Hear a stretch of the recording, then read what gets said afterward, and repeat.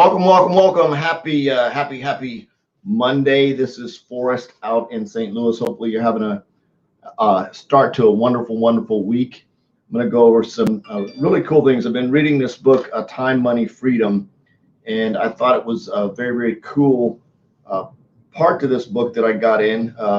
It was just released by Ray and Jessica Higdon. If you have not seen it yet, absolutely very neat book. Highly recommend that you jump all over it and add it to your arsenal. It's available on Amazon, Kindle Reader, so you can download it. You can have it shipped directly to your house.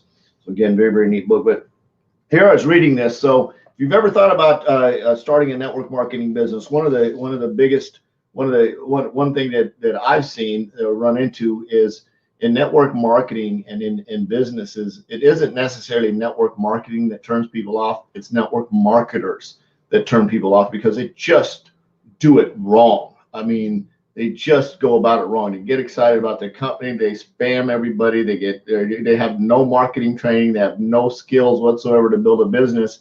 The big Achilles heel to network marketing is the very low cost barrier to entry. Because it's so affordable to start a network marketing business, people will start a business. They'll come in with no experience whatsoever. They're running on ether. They go out and spam their stuff all over the world, think that their XYZ magic oil or whatever it is the best thing since sliced bread, and they have no clue how to market. They have no clue how to prospect. They have no clue how to follow up. They have just none of that. They just do it all wrong. And they're looking at big companies and how big companies advertise, so they think that's the way to do it, and they just do it all backwards and messed up. So they don't understand it. One of the biggest things that they do, or one of the things that they do, I think, wrong, is they don't know how to choose the right company for them. So you'll see them jump from one company to the next company to the next company to the next company, and the common denominator in all of those jumps is you, right? If you jump from one company to the next company to the next company. Now, I will reflect on this. Sometimes, and this is how you look at it as well, sometimes you need to date somebody before you marry them, right? And sometimes the dating says, well, I've dated this person for a little while, and it's not quite the deal for me the way I want to work it out. And then if you think about a network marketing company, if you're going to invest in a franchise like a McDonald's or Chick-fil-A, or I don't know if you can these or not, but if, say for instance, you go buy one, you wouldn't just walk out and drop $250,000, $500,000 on a Chick-fil-A to say, well, I'm going to try this out and see how it works. You're going to learn everything about the business. You're going to learn about the corporation. You're going to learn about the beliefs, their ethics, their business practices. You're going to learn about the CEO. You're going to learn them inside and out before you jump on the bandwagon to put that money down on a franchise. Like I said, the Achilles heel to network marketing is that, oh, it's only costs $100. It doesn't work out, I can do something different. A lot of people have that attitude, right? That, oh, it's just $100, or it's just $50, or it's only $20. And so they get started to try it out to see if it's going to work without doing their homework. So I'm going to go over some stuff, maybe some guidelines here, 4 tips, strategies to choosing the right network marketing company. So maybe you've been sitting back saying, I think network marketing is cool, but network marketers suck. So I'm going to show you some stuff. And then for those of you that want it, if you want it, I've got some really cool prospecting tips on how to just reach out to people and introduce your company in a non-spammy, very professional way that is just very cool. It's non-threatening, like I said, very professional, so that it doesn't put you in that weird category of reaching out to people and working for them. I got a warm market script and a cold market script, which work like sliced bread and peanut butter and whatever. It's really good. So how do you choose the right network marketing company? For those of you that don't know me, my name is Forrest Knight. I'm a social media marketing strategist. I love helping people succeed online. I am a coach. I'm on a mission to have no more empty refrigerators, make an extreme impact, and be a legacy creator. And I hope you are too. So check these out. So if you're thinking about partying, this actually comes out of Time, Money, Freedom.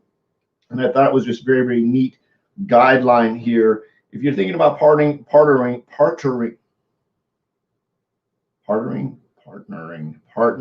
there we go, I got it to come out, with another company, once you have as much information you can about that Don't just consider the product or the service and how much you can make, right?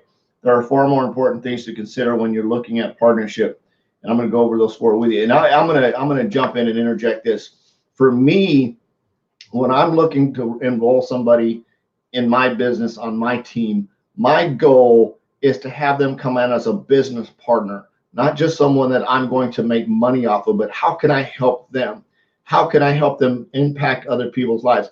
What do we need to do to change the situation so that, like, when COVID hits, another COVID hits or another issue hits down the road, people aren't freaking out because they're going to lose their job, they're going to lose their money. They've actually got a side hustle income coming in. May not be a full-time income, but it's a side hustle income that's going to help them maybe assist if they do get unemployment, or maybe if they do get some type of government assistance from the government to help them tide them over. They've got this extra side hustle income coming in that's not going to just make them break the bank.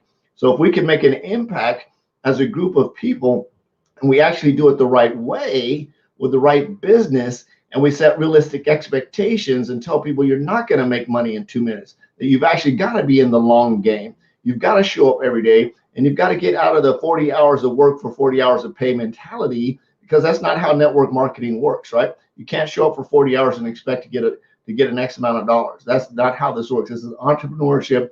It's a business where you've got to put your head down. You got to do a fire hustle. You've got to ask a lot of people to look at your stuff. You got to let people know what you're doing and do it a professional way without being spammy and weird, right? So there's a lot that goes into that. So like I said before, if you would like the scripts that I use for prospecting, both cold and warm market, shoot me a private message and I'll get those over to you. Because if you are going to build a business, or if you're in network marketing, it's very important that you do it the right way, or you're just going to make everybody mad. Nobody's going to want to talk to you at the Christmas party. So here's the 4 criteria that you should look at. And again, this is coming right out of this book, Time, Money, Freedom. Recommend you get the book because it's very, very cool. And it's not just about network marketing. It's just sort of about life in general. It's got some really good tips in it. Ooh-wee. Here we go. 1, leadership. Just because someone has massive success in business doesn't mean they're a good leader or the right leader for a company. Look at how the leader approaches their market. Remember, they don't need to be passionate about the product. They need to be able to sell it. They don't need to have a personal story about the product. They need to be able to utilize other people's stories. How does the leader of your potential company operate? Something to look at. And you can go really deep just in the number 1 there. Number 2, community. Look carefully at the organization you're considering joining. Do they have a structured community that you can plug into, and or will they create your own community from scratch? So one of the things that I learned, we were in a business before, and it was basically me and my wife were trying to figure it out as we went. It was rough. It was not fun. Number 3, culture. Does the company have a hard driving, aggressive culture? If you're not a producer, are you made to feel inferior, or are you embarrassed no matter what? Take a close look at the environment and ask yourself if you can thrive in it. Number 4, training. Does the company encourage you to invest in your development? Does it bring in outside trainers to help with skill building? Do they give you the nuts and bolts, or just throw you into the deep end? Be sure their approach will work for you. You can gather this information by talking to leadership, the local reps, or by going to social media and reading about the company culture. How do they present themselves to the public or to their own internal teams? Once you figure out where the company falls within this criteria, this chapter will help you determine what type of leadership, community, culture, and training will be the best fit for you. So again, I highly recommend taking a really good look from a business perspective. Even if it only does cost a few dollars to get started, you're making a lifetime investment here in time, commitment, relationships, and everything else. So if you want the scripts that I use to prospect both cold market and warm market, shoot me a private message. I'll get those over to you. If you got some value, share your number 1 takeaway below in the comments. I love you. Jesus loves you. There's absolutely nothing to do about it. I'm on a mission to have no more empty refrigerators. Make an extreme impact and be a legacy creator. I hope you are too. We'll see you tomorrow. Bye-bye.